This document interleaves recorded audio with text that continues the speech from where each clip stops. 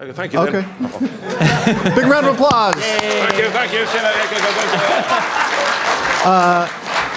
In December, there was an exhibit in Los Angeles entitled The 35 Days of Kevin Eastman, the 35 days each celebrating each year that Heavy Metal magazine has been in print. It was a huge hit, and the third week of that event was entitled Biz and Buzz, celebrating the works that you two have done together. And on the Facebook event for that week, launching off, I typed in, "Will Biz be there?" And as a joke, someone wrote, "Yes, he will. Shh, don't tell anyone." And that night, the place was packed. It was swarming with people looking for the opportunity to see these two great artists and creators.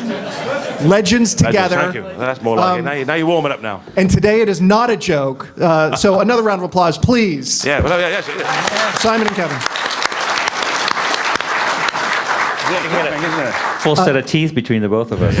Yeah, I'm looking for these two somewhere. I've lost them. Kevin, That's sign of a true legend. I'm saving up. I want to start off that night, the opening of your event. We talked a little bit about the impact that the Frank Miller run of Daredevil had on you. Obviously, a lot of elements from that found their way into the Turtles, but also, that panel layout, his whole art style seemed to impact you as well. I was wondering if you could repeat some of that, because that was some very interesting stuff. Absolutely. I'd say first that Simon and I here today, we literally stand on the shoulders of giants in the sense that I sat down next to Joe Sinnott on the convention floor signing yesterday, and I was like freaking out because I'm a huge Joe Sinnott fan.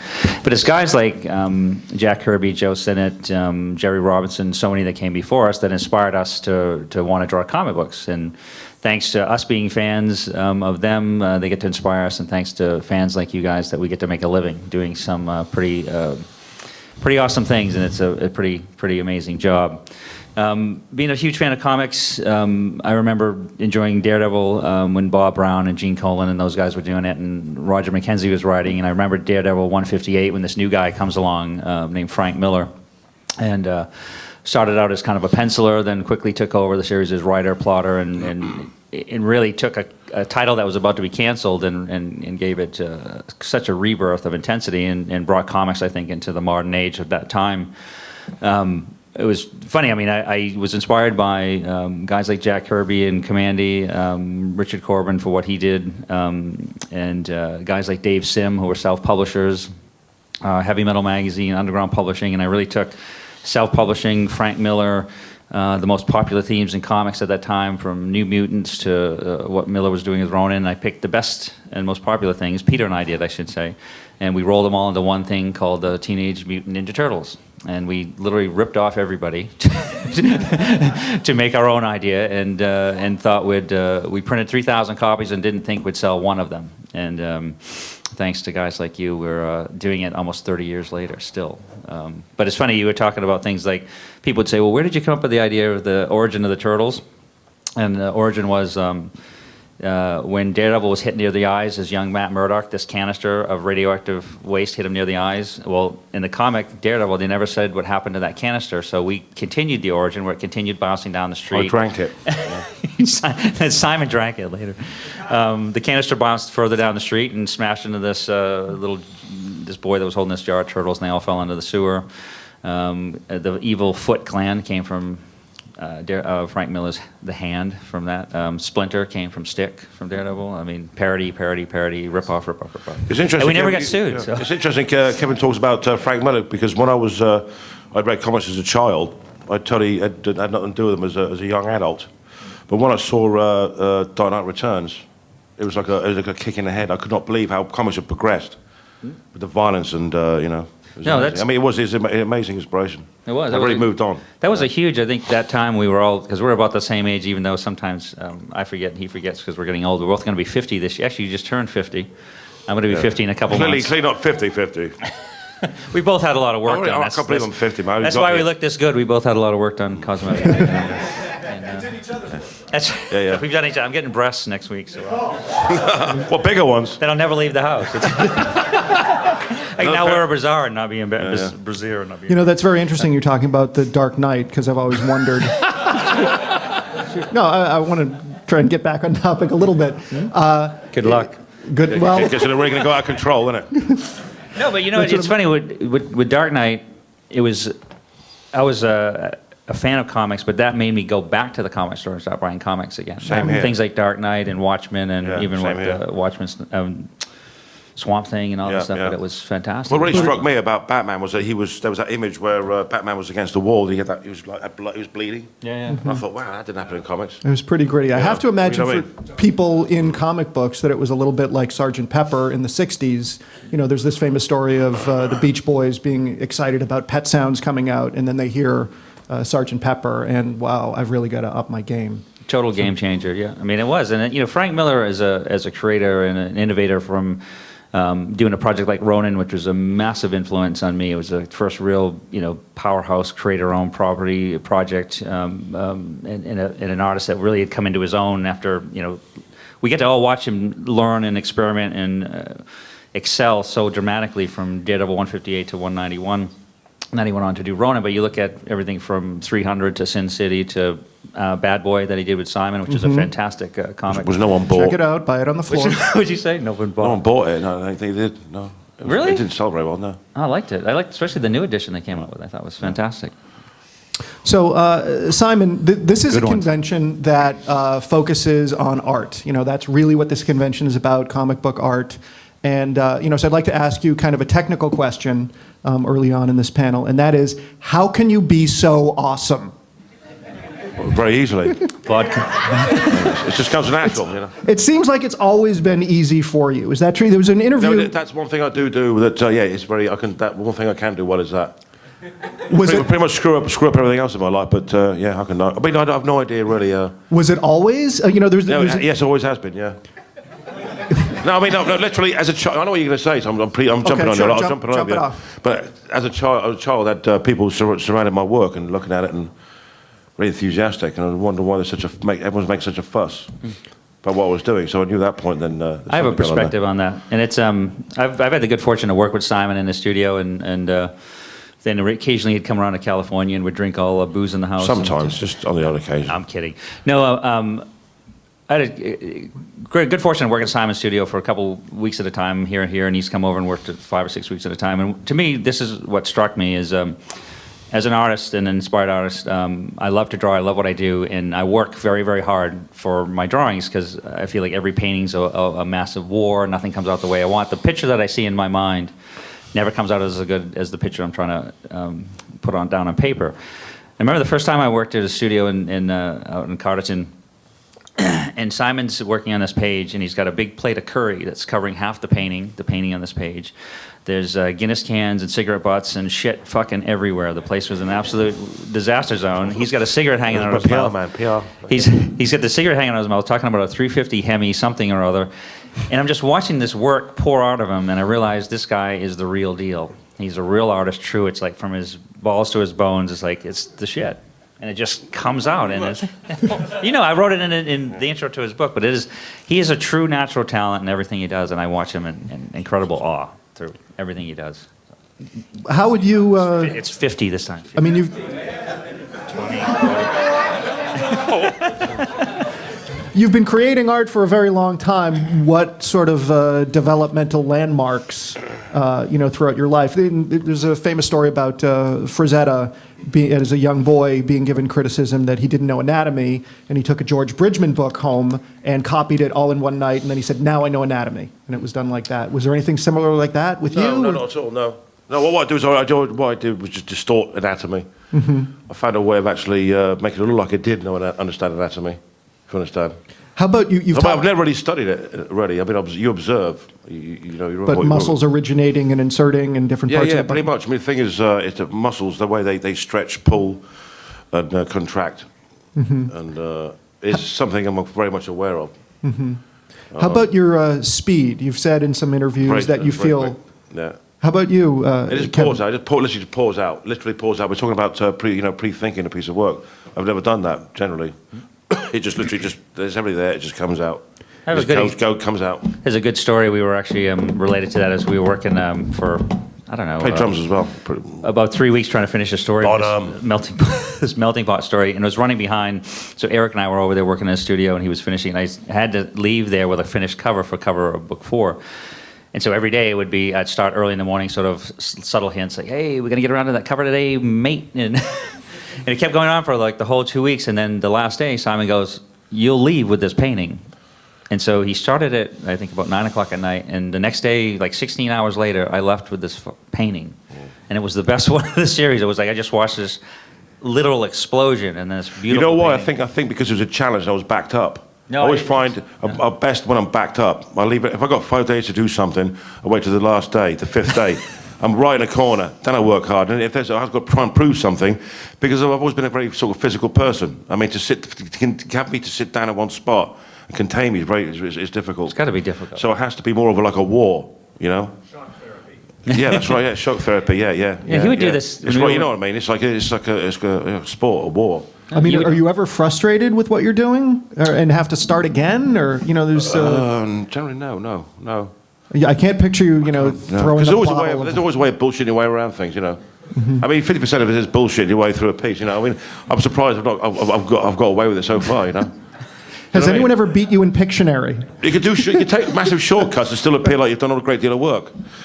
Like for example, some commissions I do. What I do is I just do so much line work, and so much stuff's going on. They just think there's more than there really is, you know.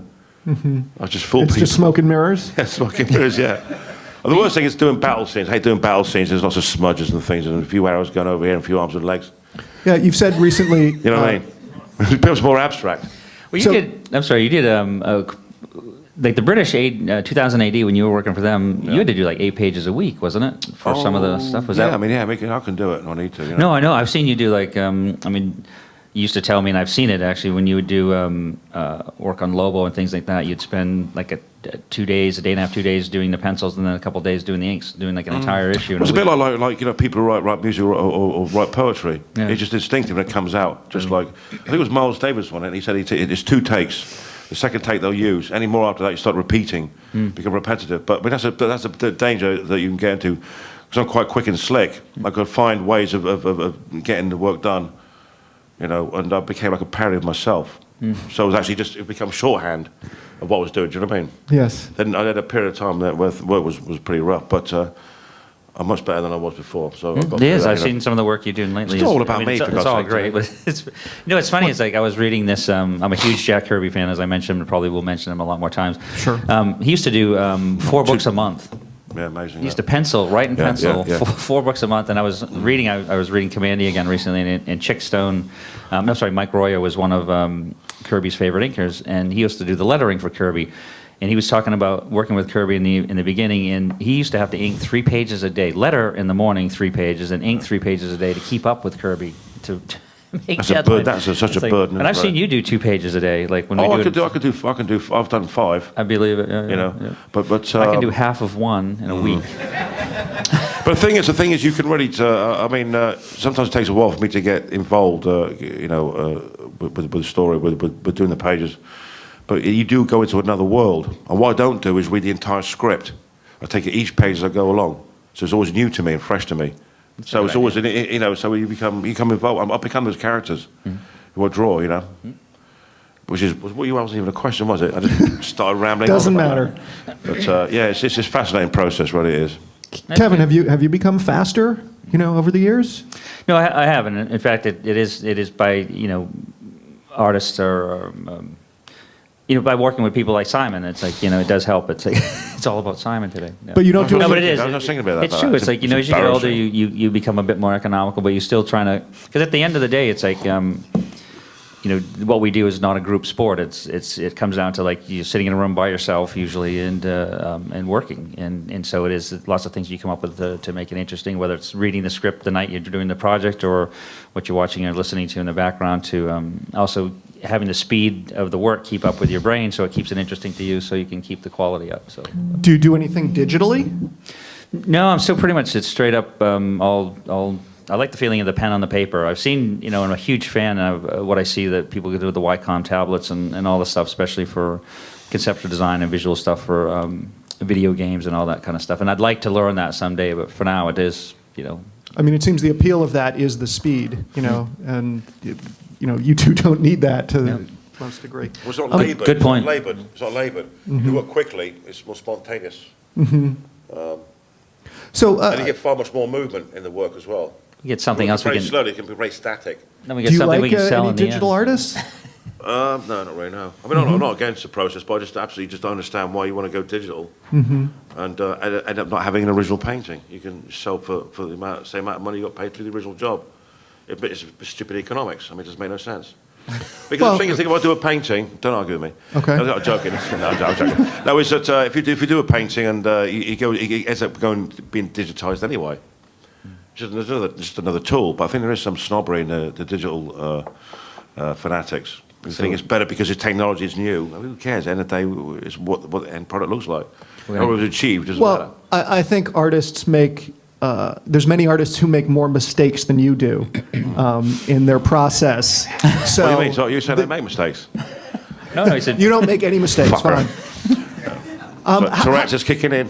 How did you two hook Bastard. up?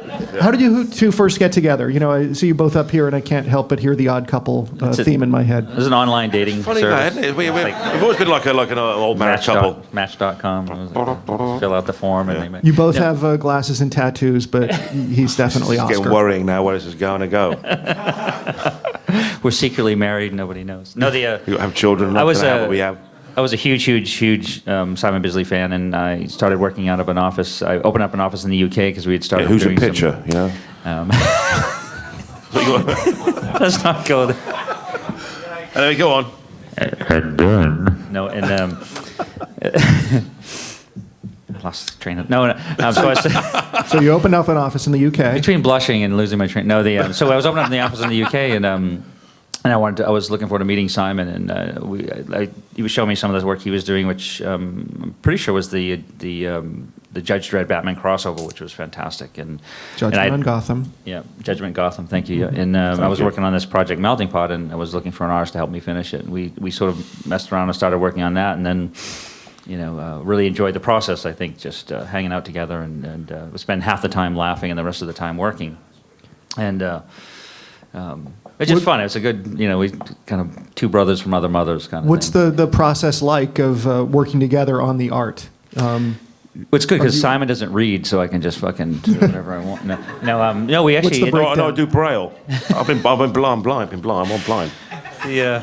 No, we realise that these very good eyes I've got. I've got no eyes whatsoever. There's these sockets. No, it's funny because That was a totally random thing. You see what I mean? I don't know where that came from.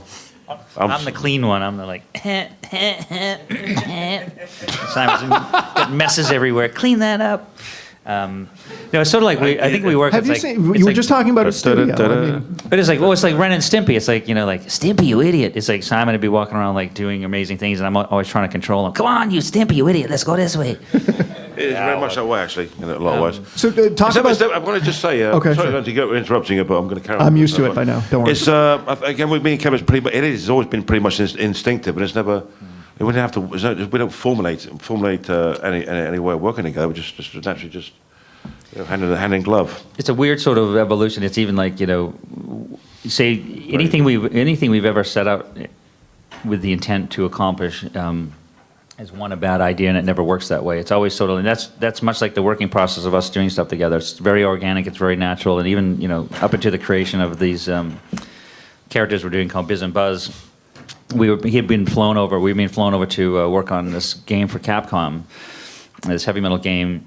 And in between, they put us in business class. In between us completely destroying the little island that separated us by drawing into this big circuitry board in Sharpie that they were going to have to replace when we landed in Japan. Oh God, remember that? Drinking, Yeah, it was like the drinking all the sake on the plane. The bit in between the seats. You get this bit where you put your arm, and it was like it was like an ochre colour, a pale ochre colour. Yeah.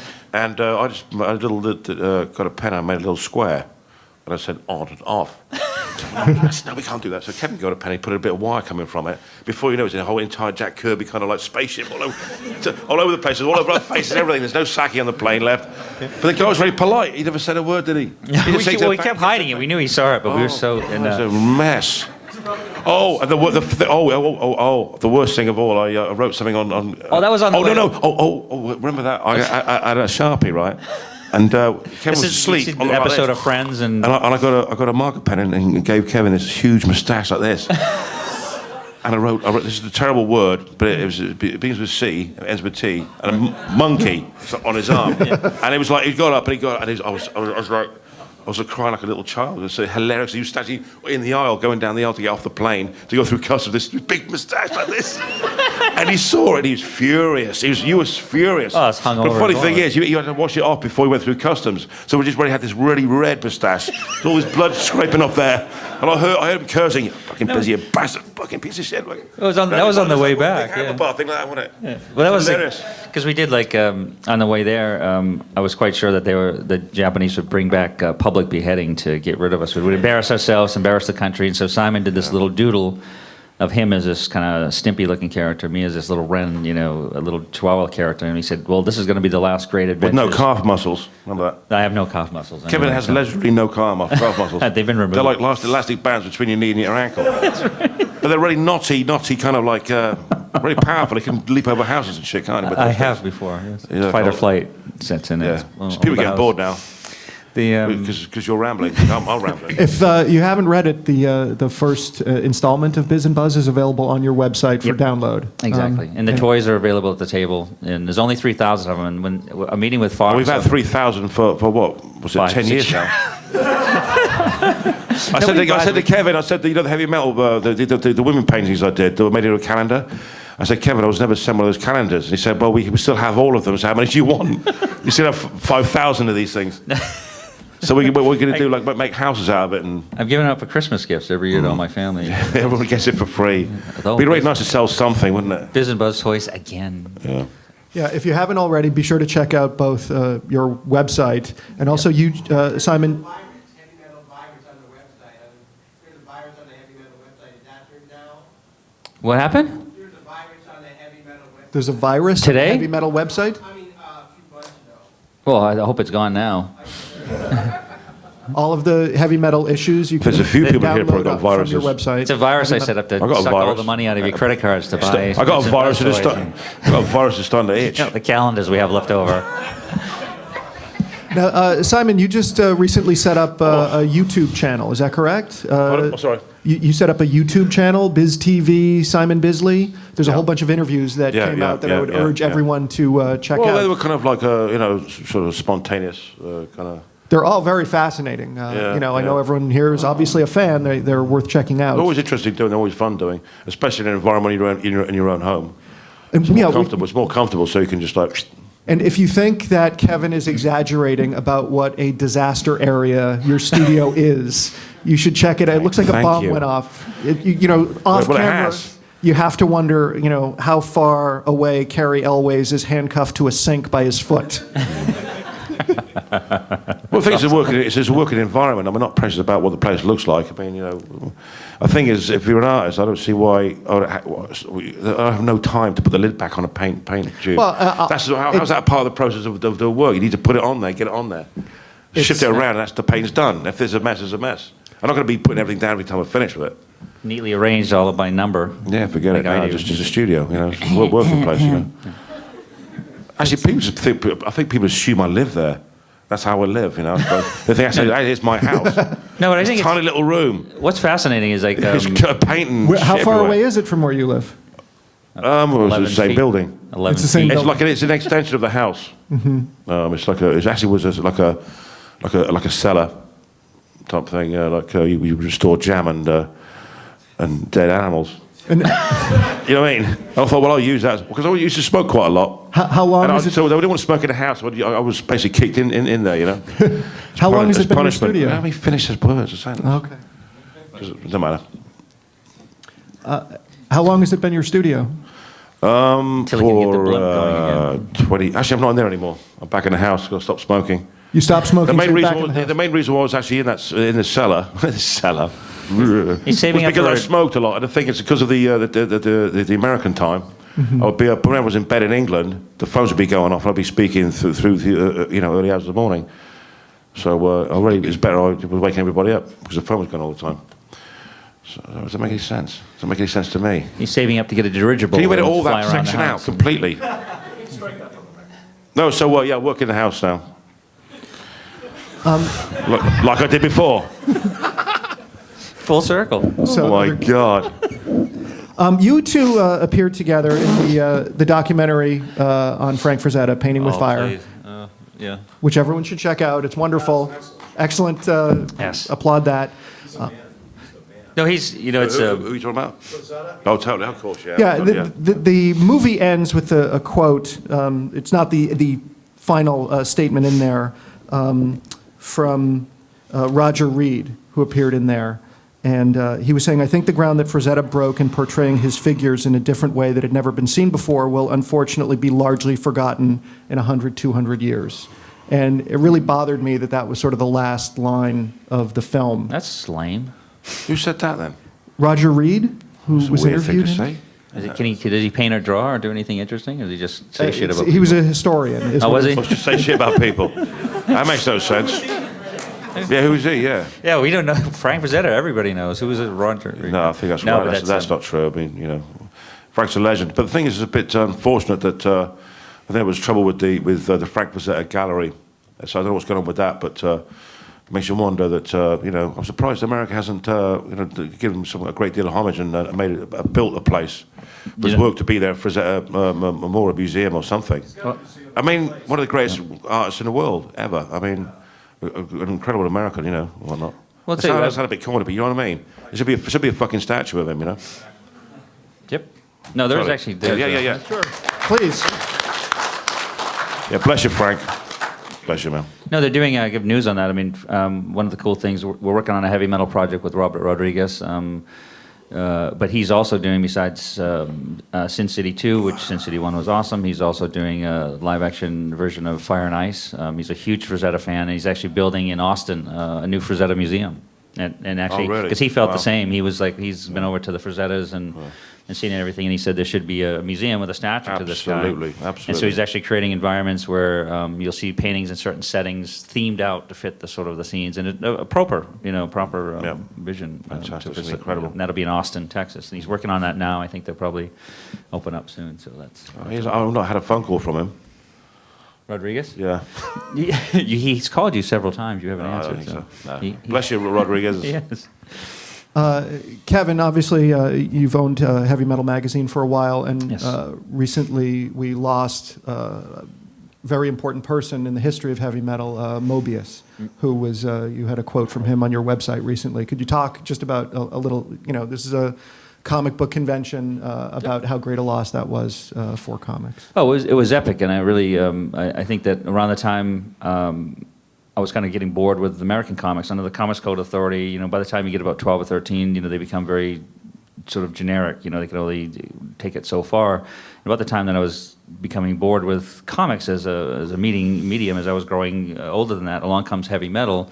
And heavy metal is mainly comics that the first issues split between European creators and up-and-coming American artists or underground artists like Richard Corbin and Von Bodie from America. But for the first time to American audiences, we get to see guys like Mobius, Iki Belial, Drulier, and these guys, and it was simply mind-blowing. I mean, much like we talked about Frank Miller and The Dark Knight, what that did, what heavy metal did to us in introducing us to guys like Mobius. It made us realize that you can tell any kind of story you want with comics in comic form.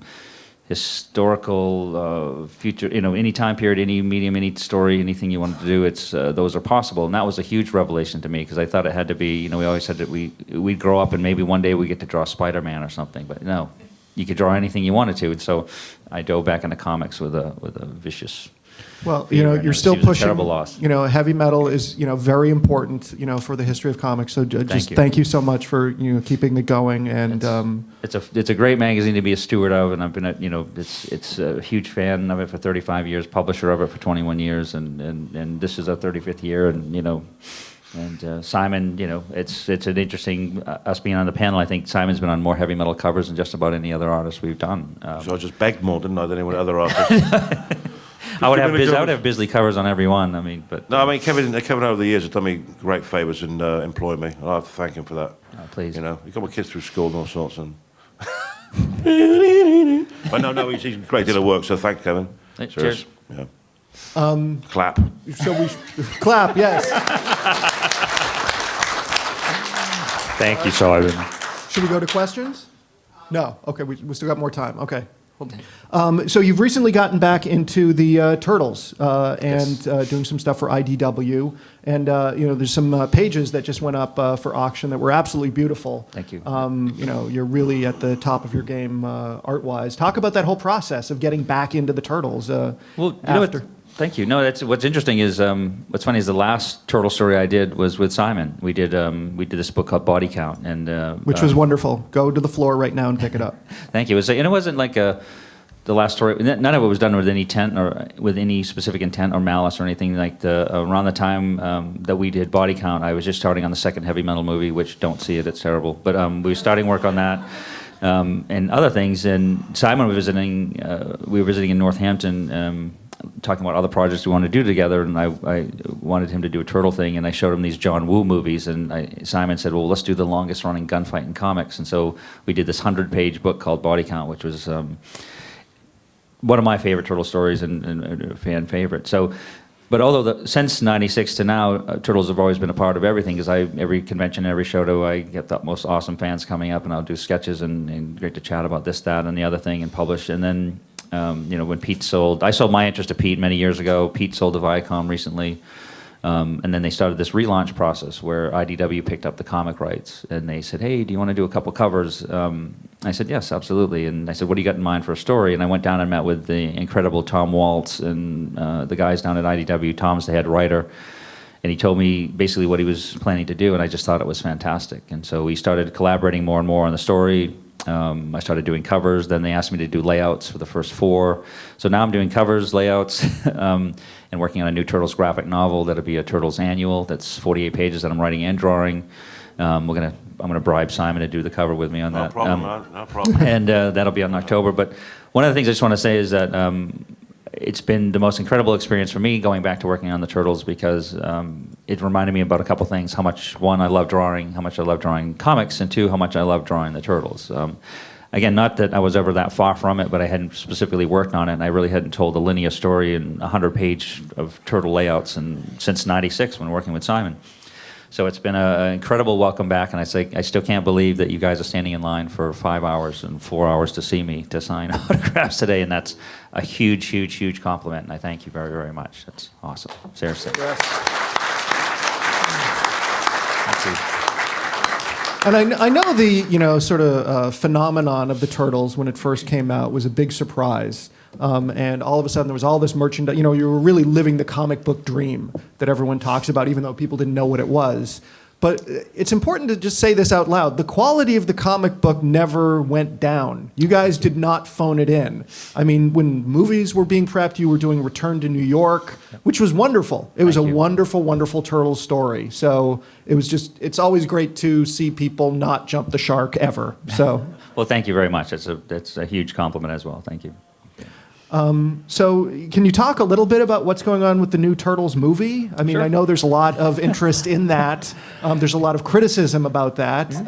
You know better than anyone, so let's set it straight. Well, sure. No, I'll preface it by saying it. Like when you look at one of the coolest things that we did, what a lot of people don't realize, or the hardcore fans certainly do, is that the entire Turtle universe was founded on 15 issues that Peter and I did together. Issues 1 through 11, plus the 4 one-shots.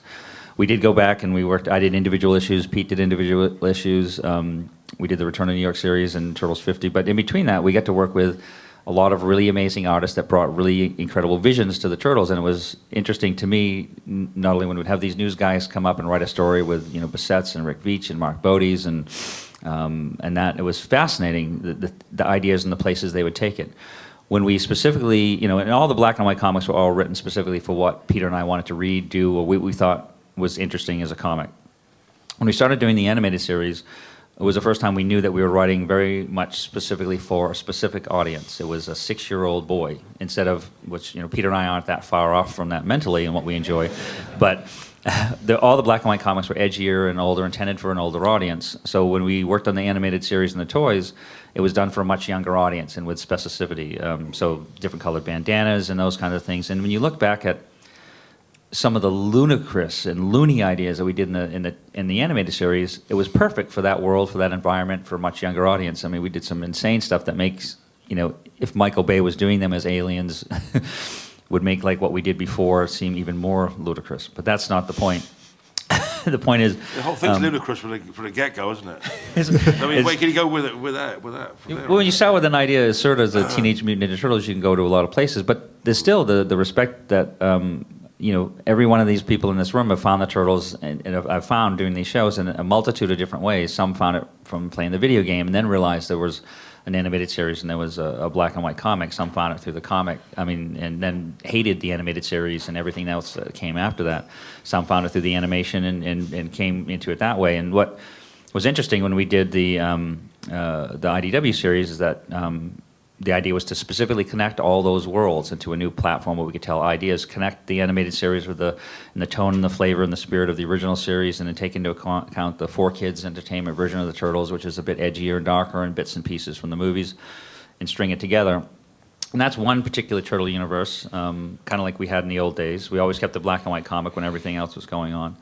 And then with the new animated series that Ciro Neely's spearheading for Nickelodeon, it's absolutely fantastic. The stories are lighter, the Turtles are a bit younger, the handling is more comedic, but contemporary comedy as opposed to what, like in Turtles Forever was a perfect example. Did you ever see Turtles Forever? That was fantastic. I mean, there's the 80s Turtles with the 4Kids Turtles and the original black and white comics. Those are the three worlds of the Turtles. And I'd sat with, and then jumping from the animated series to the movie, I'd sat with Josh Applebaum and Andre Nemec, who are writing the new series, after I'd spent 2 years working with John Fusco on a new version of kind of the Batman Begins version of the first Turtle movie, which was scrapped by Paramount. And Nemec and Applebaum came in with a specific set of concepts and notes, all related in great respect and homage to all the stuff that's come before. Eastman came in as director at the same time Michael Bay and Platinum Dunes has come on as a production company. And their intent is to make the most kick-ass, most awesome, martial arts heavy, true to the spirit of the Turtles movie ever, period. And that's it. So when I look at Michael Bay, who really hadn't, say, completely been brought up 100% up to speed of what the story was yet, he'd just come off Transformers and literally just was walked in the door. He said the Turtles are going to be aliens. Well, if you look back to the ooze, is an alien substance that goes back to Turtles issue 2 and 3 and 4, and so there is an element of Turtles having an alien background. But that's all I'm going to tell you. But the rest of the story is going to be something that I think you'll. I thought it was the Daredevil canister. Well, that even the Daredevil canister, they never said where the radioactive ooze in the Daredevil canister came from. So that's where we wrote this whole backstory. So Daredevil's an alien too. Yes, he is. Yes, he is. Okay. That's learn something new. Exactly. So we're working on and the story is still ongoing. We're developing it. We're writing it now. Been officially hired to work as a designer, and we're having a blast. Much like they brought me in on the Turtle series, the comic series and the animated series. It's you'll love it. You'll like it. Okay. Yes. Thank you. Applaud, please.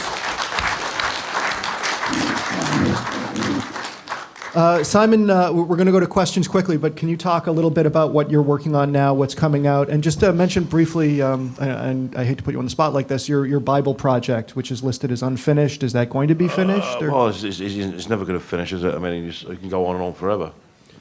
I mean, obviously. What are your plans with it in the near future? I don't know. I'm not really considering it at the moment. Okay. To be honest, What are you working on? I'd like to do, if anything, really large-scale religious pieces, huge scale stuff. I think. Are you having a lot of fun with that? I'm looking for a church to paint, a bit like Michelangelo. That's what I want to do. I know it sounds a bit over the top, but that's what I want to do. I want a Sistine Chapel, busy Sistine Chapel type thing. It's a big project, but that's what I'd like to do. And we would love to see you do that. We really would. And I mean, I don't know. Maybe uncompleted. I can't say you let me do it. Sort of politely. My record, anyway. The Bible project you can download from heavymetal.com. Is that correct? Okay. Yes. So it's just beautiful, beautiful stuff. Check it out. And what are you working on now? What's coming out? I'm currently working on, still working on Hellblazer as a part-time artist. We got Matt Wagner and I doing with Legendary Tower, which is there's 3 badges and everyone's wearing. And Well, what's that? that's a lot of pages, man. It's like, I don't know, 1,000 pages or something. It's a lot of, I tell you what's really good fun too. It is good fun. it's a good thing you're fast. You've got three panels a page, kind of action shots and stuff. Mm-hmm. I'm just purely penciling it, which I like to do because going to the inks is like just repeating it all over again, if you know what I mean. So pencil it, it's done. Next. How do you evaluate yourself as an inker? Do you ink all of your own stuff? I'm a really bad inker. I'm certainly not any real How can you standard. say that? I don't think I'm very good. I don't think I'm very scratchy and not sort of very good. What inkers do you like? What inkers do you think do you like Barry Windsor Smith as an inker? Oh, of course, yeah. I mean, who doesn't? I mean, I think, what's his name? There's one guy, I forget who he is. Vince Coletta. There's a guy, he used to ink, let me think who's that guy. Well, obviously Neil Adams. Yeah. Was stunning. But I think pretty much everyone can ink better than I can. How many pages I was think I can ink. Four Horsemen? The thing is, I bullshit my way through things. Again, it's like with Hellblazer, instead of inking it, I'll do the pencils and rendering, and use some ink. So that's my strength. For example, that's the reason why I painted Slain, the Horned God, because Fabry had done it in pen and ink. And it's stunning. Fabry's work's stunning. Yeah. So I thought the only way I could make my mark is by painting it and make it different. Right. Because you can really, mold things and disguise a lot of things and weaknesses with paint. But that was very exciting, actually, those days, doing Slain. But And what's the other thing? I got plenty going on now. Your new project I'm is working. That's the main thing. I'm working and Four put Horsemen. food on the table for the kids and a house, a roof over their head. Yep. Gas in the car. Plenty on. Oh, I'm doing Superman as well, which is kind of odd. Tell us about that. I can't quickly. really talk about it, but it's You can't tell it. You're doing Superman. It's pretty like a Simon game. Superman coming out. It's like a game sort of thing that. I'm doing Superman 2, and I can't talk about it either. It's very weird doing Superman. And Now, Batman. Superman, we can all agree, is an alien. He is. Anyway, there you go. We're told we're out of time. Big round of applause. Thank you so much. Thank you very much. Kevin and Simon. We'll be back at the table, so if you have questions, sorry we didn't get to them, you just come and ask us at the table. We'll give you more detailed answers. Thank you, guys.